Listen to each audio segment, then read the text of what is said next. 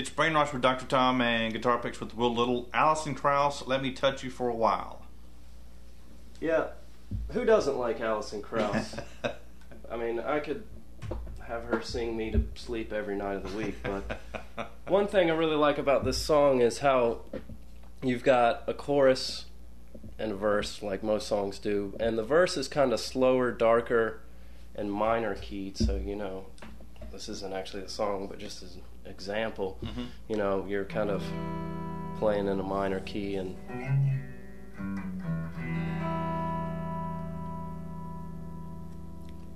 as far as the mood of the song, it's kind of dark in the beginning,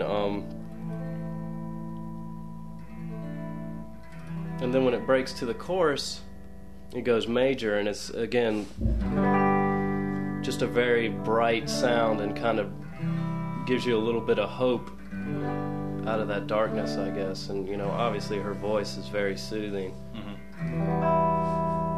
It's just it's a real common use of music, you know, having a major and a minor key in your verse and your chorus, but I think it really works out really well in that, and that, you know, obviously her band, Jerry Douglas on the dobro and everything like that, it all comes together beautifully.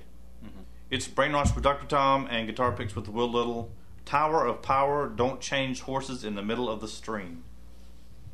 Yep, like I said before, we do have some horns in our band, and so I had to at least include something that has a very strong horn line. Tower of Power is probably the definitive horn section in my mind. They just seem to have really good dynamics and punch to it. And also the structure of the song, you've got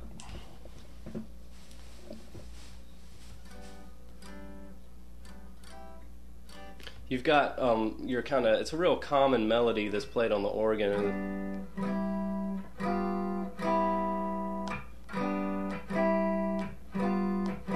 or something similar to that effect, taking a chord and having a color tone that moves up and down.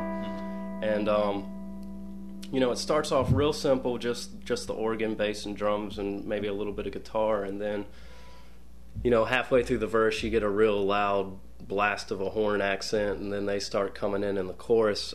Again, another thing I like in the drums is the offbeat on the ride cymbal. It's one technique I really enjoy hearing. It also adds to the several different layers. But then the second verse comes in, and you start getting dynamic swells on the drums, so, you know, it'd be like, as best as I can imitate it with a volume swell on a guitar, but it starts off real low and then gets loud, and then they're doing more in the chorus, and then finally in the next verse you got the horns also playing that kind of signature chord riff. So, you know, not only just the playing of the horns and the sound of the horns, but also the structure and dynamic of the song is actually a big influence, how they put it all together and how as it goes along it grows. It's Brainwash with Dr. Tom and Guitar Picks with Will Little. Fela Kuti, Water No Get Enemy. Yeah, Fela Kuti is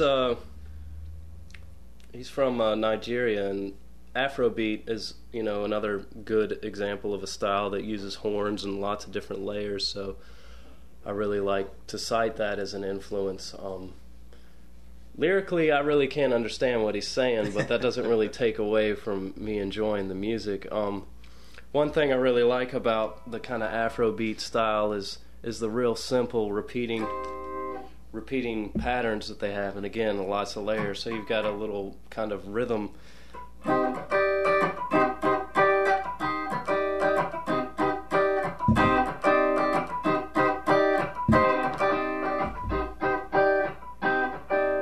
So you got that going, and then you have lots of other things going on top of it. You know, there'll be another guitar kind of,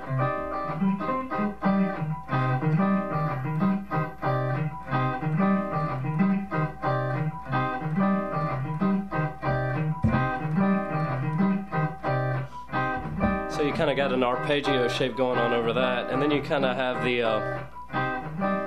horn lines on top of that.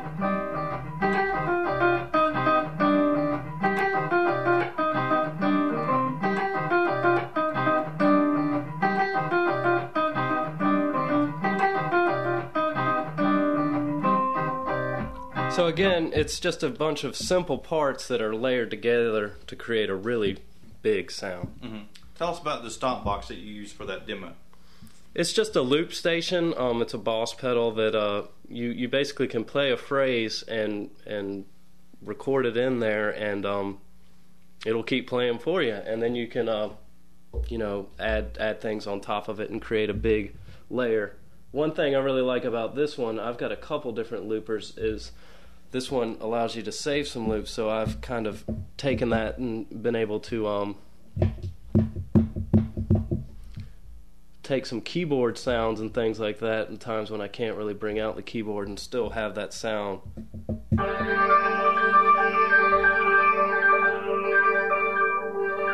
So, that's just a couple synth sounds and things like that, and gives you a whole different thing at your disposal.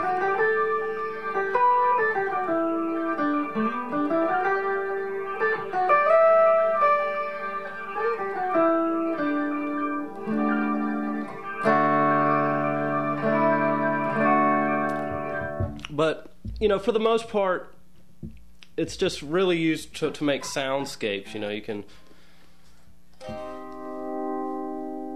just take a simple chord or idea and have it keep going, and then, just...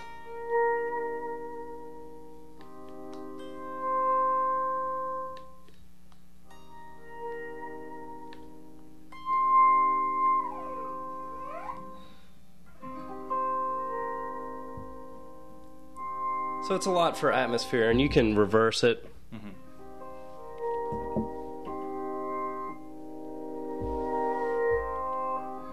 Which even makes it more spacey and atmospheric. Mm-hmm. But that's kind of a lot of what I use it for, aside from some of the save loops, is real just kind of washes of sound and atmospheres.